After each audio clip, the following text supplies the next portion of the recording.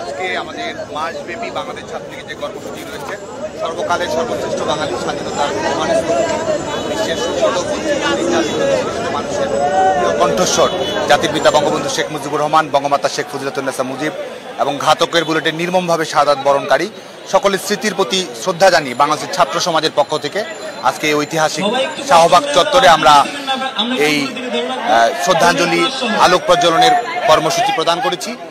মাসব্যাপী বাংলাদেশ ছাত্রলীগ জাতির পিতা বঙ্গবন্ধু শেখ মুজিবুর রহমানের জীবন, কর্ম, আদর্শ, সংগ্রাম, লড়াই সব কিছুকে উপজীব্য করে মাসব্যাপী এই কর্মসূচি প্রদান করবে এবং একই সঙ্গে বাংলাদেশ ছাত্রলীগ এই আগস্ট মাসকে কেন্দ্র করে শোক থেকে শক্তি সঞ্চয় করে দেশ বিরোধী, স্বাধীনতা বিরোধী অপশক্তি, মুক্তিযুদ্ধের চেতনা বিরোধী অপশক্তির বিরুদ্ধে যেন আমরা লড়াই করতে পারি, সংগ্রাম করতে পারি।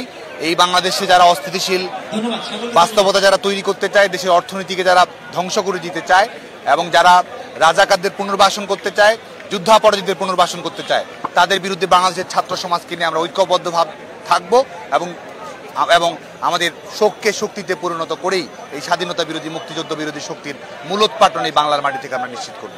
এত বড় একটা ঘটনার পরে আপনাদের ছাত্রলীগের সামনের পথ চলাকে মসৃণ মনে করছেন কিনা বা কোনো চ্যালেঞ্জ আছে কিনা? দেখুন, বাংলাদেশ ছাত্রলীগ একই সঙ্গে যেমন কোটা সংস্কারের ইস্যুকে কেন্দ্র করে যৌক্তিকভাবে বাংলাদেশ ছাত্রলীগ কর্মকাণ্ড পরিচালনা করেছে। বাংলাদেশ ছাত্রলীগ কোটা সংস্কারের দাবিতে সমাবেশ করেছে, মিছিল করেছে। শুধু তাই নয়, আমরা পলিসি অ্যাডভোকেসি এবং ডোর টু ডোর ক্যাম্পেইন চালু করেছি, যেখানে আমরা সাধারণ শিক্ষার্থীদের মতামত নিয়েছি যে কোটা সংস্কারের রূপরেখা কীভাবে হতে পারে। আমরা সবসময় দায়িত্বশীল, শান্তিপূর্ণ রাজনৈতিক আচরণ করেছি। আমরা যে কোনো মূল্যে কেউ যেন সংঘাতের কোনো ঘটনা যেন না ঘটে, অনাকাঙ্ক্ষিত ঘটনা যেন না থাকে, শিক্ষার্থীদের নিরাপত্তা যেন নিশ্চিত থাকে, বিশ্ববিদ্যালয় একাডেমিক পরিবেশ যেন অক্ষুণ্ণ থাকে, সেই লক্ষ্যে কিন্তু বাংলাদেশ ছাত্রলীগ কর্মকাণ্ড পরিচালনা করেছে। বাংলাদেশ ছাত্রলীগ সবসময় গ্রহণযোগ্য, শান্তিপূর্ণ এবং আইনানুগ সমাধানের কথা বলেছে এবং আমরা মনে করি যে আমরা সবসময় বলেছি এটি এমন একটি আন্দোলন ছিল যে আন্দোলনে কোনো প্রতিপক্ষ ছিল না, যার ব্যাপারে সরকার আন্তরিক, আদালত যার ব্যাপারে আইনগত সমাধানের পক্ষে, ছাত্র সংগঠন হিসেবে বাংলাদেশ ছাত্রলীগ সংস্কারের কথা বলেছে। আমরা মনে করি যে আজকে যে পরিবেশটি তৈরি হয়েছে, বিশেষ করে এই শিক্ষার্থীদের কাঁধে বন্দুক রেখে বিএনপি জামায়াত দেশব্যাপী যে তাণ্ডব চালিয়েছে, সহিংসতা চালিয়েছে, বিএনপি জামায়াতের সশস্ত্র তাণ্ডব, ছাত্রদল, ছাত্র শিবিরের সশস্ত্র তাণ্ডবের শিকার হয়ে আজকে সাধারণ শিক্ষার্থীরা মৃত্যুবরণ করেছে। এর দায়ভার পুরোপুরি বিএনপি জামায়াত, ছাত্রদল, ছাত্র শিবিরকে গ্রহণ করতে হবে বলে আমি মনে করি।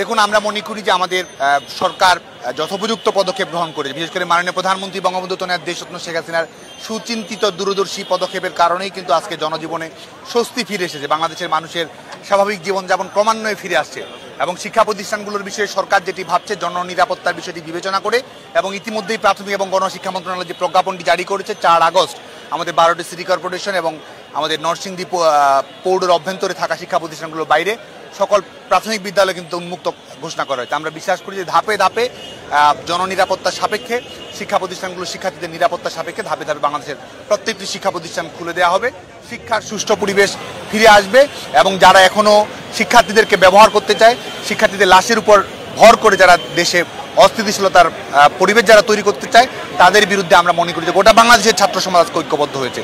আজকে আগস্টের শোকে যেমন আমরা মুহ্যমান এবং একই সঙ্গে বিএনপি জামায়াতের তাণ্ডবে যাদের জীবন প্রদীপ নিভে গেছে, আমরা আমাদের শোককে শক্তিতে পরিণত করে এই স্বাধীনতা বিরোধী, মুক্তিযুদ্ধের চেতনা বিরোধী এই সশস্ত্র সহিংস শক্তি বিএনপি জামায়াতের বিরুদ্ধে আমরা ঐক্যবদ্ধভাবে রুখে দাঁড়াবো, এটি আমরা দৃঢ়তার সঙ্গে বিশ্বাস করি। দেখুন, বাংলাদেশ ছাত্রলীগ যেমন শিক্ষার্থীদের যৌক্তিক দাবি আদায়ের আন্দোলনে নেতৃত্ব দিয়েছে, কাজ করেছে, পলিসি অ্যাডভোকেসি করেছে, সংশ্লিষ্ট সবার সঙ্গে কথা বলেছে এবং একই সঙ্গে শিক্ষার্থীদের নিরাপত্তার বিষয়টি বাংলাদেশ ছাত্রলীগের কাছে সবচেয়ে যৌক্তিক বিবেচনা ছিল, যে কারণে আপনারা জানেন যে বিজয় 71 হলে ছাত্রলীগের নেতাকর্মীদের উপর সশস্ত্র হামলা হয়েছে। ঢাকা বিশ্ববিদ্যালয়ে শুধুমাত্র 300-র অধিক কক্ষ ভাঙচুর করা হয়েছে।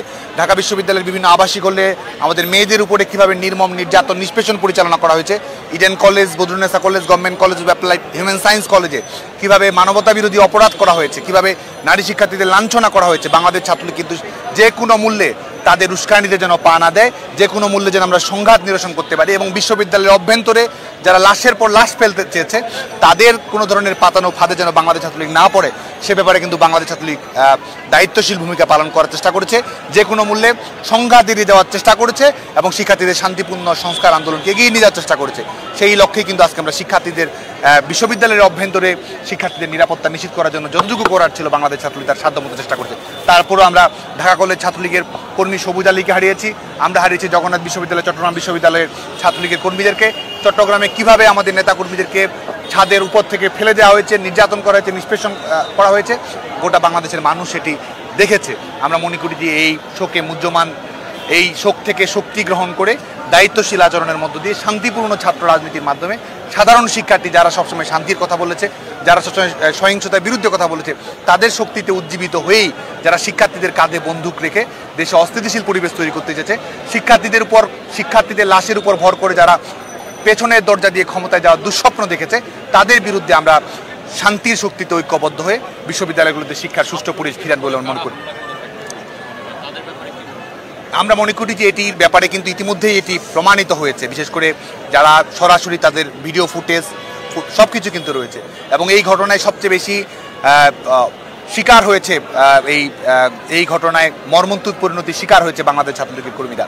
বিশেষ করে স্বাধীনতা বিরোধী যুদ্ধাপরাধীদের তাবেদার শক্তি ছাত্রদল, ছাত্র শিবিরের সশস্ত্র ক্যাডারেরা কিন্তু আক্রমণ চালিয়েছে। দেশি বিদেশি অস্ত্রশস্ত্রে সজ্জিত হয়ে ঢাকা বিশ্ববিদ্যালয়ের আবাসিক হলগুলোতে ভাঙচুর করা, বাংলাদেশের বিভিন্ন বিশ্ববিদ্যালয় ক্যাম্পাসে শিক্ষার্থীদের উপরে আঘাত করা, সেটি কিন্তু তারা করেছে। চিহ্নিত ছাত্রদল এবং ছাত্র শিবিরের ক্যাডারেরা, নিষিদ্ধ ঘোষিত সংগঠন হিজবুত তাহরির সহ উগ্রপন্থী সংগঠনের নেতাকর্মীরা পরিকল্পিতভাবে এটি করেছে।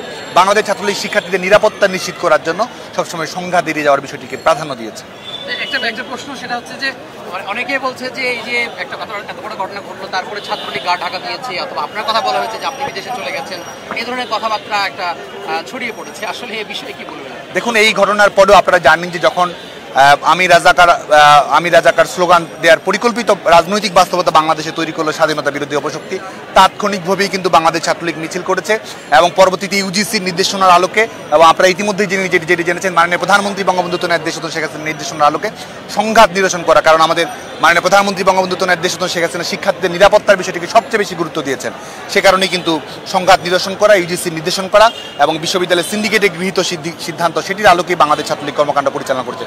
তারপরের দিনে আপনারা জানেন যে ঢাকা বিশ্ববিদ্যালয়ে এই শাহবাগ চত্বরে ঠিক তারপরের দিনই কিন্তু আমরা বাংলাদেশ ছাত্রলীগ কর্মসূচি পালন করেছি এবং গত কয়েকদিন ধরে টানা আপনারা জানেন যে শাহবাগ চত্বরে কেন্দ্রীয়ভাবে এবং বাংলাদেশের প্রত্যেকটি জেলা, মহানগর, মফস্বল, বিশ্ববিদ্যালয় ইউনিটে বিশেষ করে সহিংসতা নিরসনের জন্য বঙ্গবন্ধু দেশ শেখ হাসিনা যে কারফিউ দিয়েছেন, সেই কারফিউর কারণে নিম্ন আয়ের মানুষ, শ্রমজীবী মানুষ, দুস্থ মানুষ তারা যেন সংকটে না পড়ে সেজন্য খাদ্য সহায়তার কর্মসূচি কিন্তু এখনও চলমান রয়েছে। ধারাবাহিকভাবে বাংলাদেশ ছাত্রলীগের নেতাকর্মীরা সেটি কর্মকাণ্ড পরিচালনা করছে। এর বাইরেও আমাদের ছাত্রলীগের যেসব নেতাকর্মী আহত নিহত হয়েছে তাদের পরিবারের পাশে দাঁড়ানো, তাদের স্বজনদের পাশে দাঁড়ানো, আহত শিক্ষার্থীদের পাশে দাঁড়ানো, তাদের সার্বিক সহযোগিতা নিশ্চিত করা, আইনগত সহযোগিতা করা এবং কোনো নিরপরাধ শিক্ষার্থী যেন হয়রানির শিকার না হয় সে ব্যাপারে বাংলাদেশ ছাত্রলীগ ধারাবাহিকভাবে কর্মকাণ্ড পরিচালনা করে যাচ্ছে। কারফিউয়ের সময়